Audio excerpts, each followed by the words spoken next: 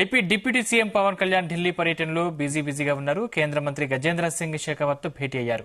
పర్యాటక రంగంలో 7 ప్రాజెక్టులపై ప్రతిపాదనలు అందించమన్నారు. ఏపీకి 975 కిలోమీటర్ల సుదీర్ఘ సముద్ర తీరం ఉందన్నారు. రాష్ట్రంలో పర్యాటక విశ్వవిద్యాలయం పెట్టాలని కోరినట్లు తెలిపారు. అలాగే పలువురు కేంద్ర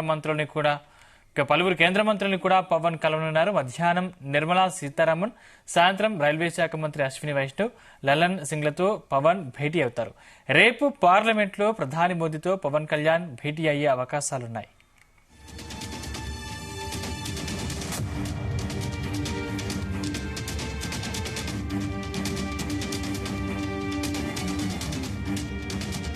ఇదే అంశానికి సంబంధించిన మరిన్ని డీటెయిల్స్ మా ప్రతినిధి నాగేశ్వరరావు అందిస్తారు. నాగేశ్వరరావు.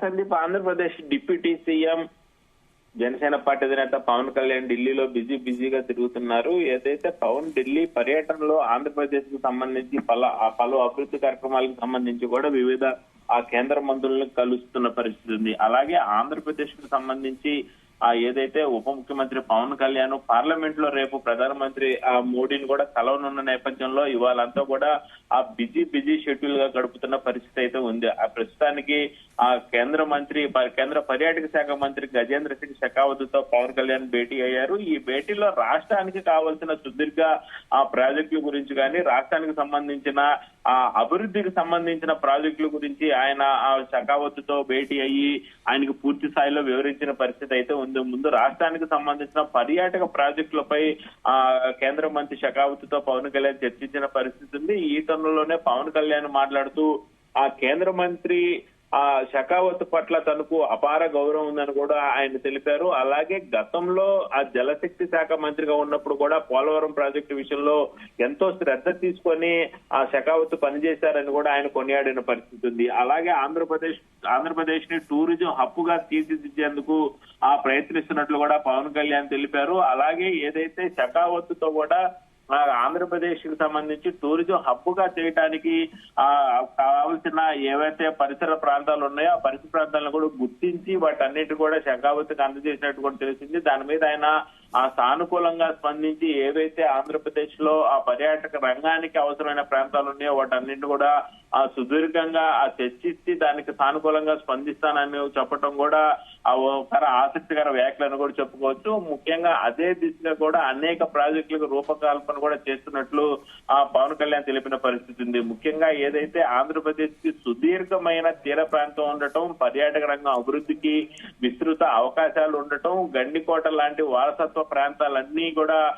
పర్యాటక ప్రాంతాలుగా అభివృద్ధి చేయవచ్చు అనే పవన్ కళ్యాణ్ అన్నారు. అలాగే ఏపీలో పలు కీలక పర్యాటక ప్రాజెక్టులను అమలు చేయబోతున్నట్లు కూడా పవన్ కళ్యాణ్ ఒక సంచలన టాపిక్ తీసుకొచ్చారనే చెప్పొచ్చు. ముఖ్యంగా ఆ ప్రాజెక్టులకు సంబంధించి కేంద్రం నుంచి సహాయ సహకారాల గురించి కేంద్ర మంత్రి షెకావత్ తో చర్చించామని పవన్ కళ్యాణ్ తెలిపారు. అలాగే చాలా సానుకూలంగా కూడా కేంద్ర మంత్రి చర్చించటం, కేంద్ర మంత్రి సానుకూలంగా స్పందించడం పట్ల కూడా పవన్ కళ్యాణ్ హర్షం వ్యక్తం చేసిన పరిస్థితి ఉంది.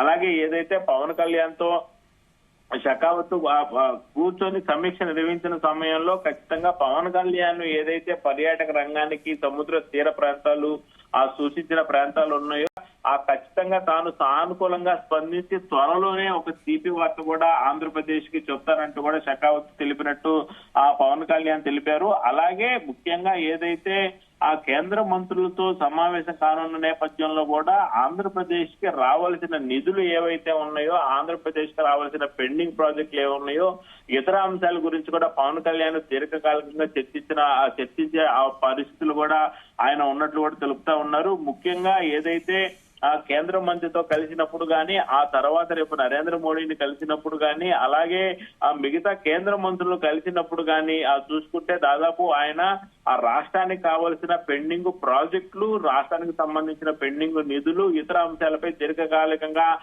పెండింగ్ లో ఉన్న పనుల గురించి ఆయన కేంద్ర మంత్రులతో చర్చించే అవకాశం ఉన్నట్లు కూడా తెలుస్తా ఉంది. ముఖ్యంగా ప్రధాని నరేంద్ర మోడీ కూడా వివరించే అవకాశం కనపడతా ఉంది. ముఖ్యంగా ఈ రోజు మధ్యాహ్నం ఆ 1 గంటకి జలశక్తి మంత్రితో భేటీ కానున్నారు. అలాగే మధ్యాహ్నం 3:15 ఆ కేంద్ర ఆర్థిక మంత్రి నిర్మలా సీతారామన్ తో కూడా పవన్ కళ్యాణ్ భేటీ కానున్నారు. ఏపీకి రావాల్సిన నిధులపై ముఖ్యంగా ఆ నిర్మలా సీతారామన్ తో చర్చించే అవకాశాలు అయితే పుష్కలంగా కనపడుతున్న పరిస్థితి. అలాగే పెండింగ్ అంశాలపై నాగేశ్వరరావు, అంటే మొత్తం ఈ రోజు ఎంత మంది కేంద్ర మంత్రిని కలిసే అవకాశం ఉంది? దాదాపుగా ఈ రోజు పవన్ కళ్యాణ్ 4 నుంచి 5 దాకా కేంద్ర మంత్రులతో కలవనున్నారు. కేంద్ర జలశక్తి మంత్రి, అలాగే కేంద్ర ఆర్థిక శాఖ మంత్రి, అలాగే రైల్వే శాఖ మంత్రి, అలాగే పంచాయతీ శాఖ మంత్రి, అలాగే పట్టణాభివృద్ధి శాఖ మంత్రి, దాదాపు 5 నుంచి 6 దాకా పవన్ కళ్యాణ్ కలవనున్నారు. పవన్ కళ్యాణ్ వాళ్ళందరినీ కలిసిన అనంతరం కూడా, అంటే దాదాపుగా 1 గంటకి జలశక్తి మంత్రితో భేటీ, తర్వాత మధ్యాహ్నం 3 గంటలకి నిర్మలా సీతారామన్ తో భేటీ, 4:30కి రైల్వే శాఖ మంత్రి అశ్విన్ తో భేటీ, అలాగే రైల్వే ప్రాజెక్టులు సంబంధించి కూడా ఎంతో దీర్ఘంగా చర్చిస్తున్నారు. అలాగే సాయంత్రం 5:15 ఆ పంచాయతీ రాజ్ శాఖ మంత్రి లలన్ సింగ్ తో కూడా భేటీ కానున్నారు. ఈ నేపథ్యంలోనే రేపు ప్రధానితో నరేంద్ర మోడీ భేటీ అయ్యే సూచనలు ఉన్న నేపథ్యంలో కూడా ఈ కేంద్ర మంత్రులు అందరితో కూడా కలిసి పవన్ కళ్యాణ్ వీళ్ళ దగ్గర దీర్ఘంగా చర్చించి వీటన్నిటిని కూడా తీసుకెళ్లి ఆ ప్రధాని దృష్టిలో పెట్టనున్నారు. ప్రధాని దృష్టిలో పెట్టిన తర్వాత ఆంధ్రప్రదేశ్ కి ఖచ్చితంగా ఆ ప్రధాని నుంచి తీపి వార్త, తీపి కబురు ఆంధ్రప్రదేశ్ కి తీసుకొచ్చే ఆ ప్రయత్నాలే పవన్ కళ్యాణ్ చేసినట్టు కనపడతా ఉంది. ఇక్కడ ఆంధ్రప్రదేశ్ కి ఆ పవన్ కళ్యాణ్ రూపంలో మరొక వరం దొరికింది అనుకోవచ్చు. ఇప్పటిదాకా ఏదైతే టీడీపీ ప్రభుత్వం హయాంలో ఉన్నప్పుడు ఒక చంద్రబాబు నాయుడే కేంద్రం దగ్గరికి వెళ్లి మాట్లాడే పరిస్థితి ఉంది, ఒక చంద్రబాబు నాయుడే కేంద్రంతో చర్చించే పరిస్థితి ఉంది, ఆయనే కేంద్రాన్ని బతిలాడే పరిస్థితి ఉంది.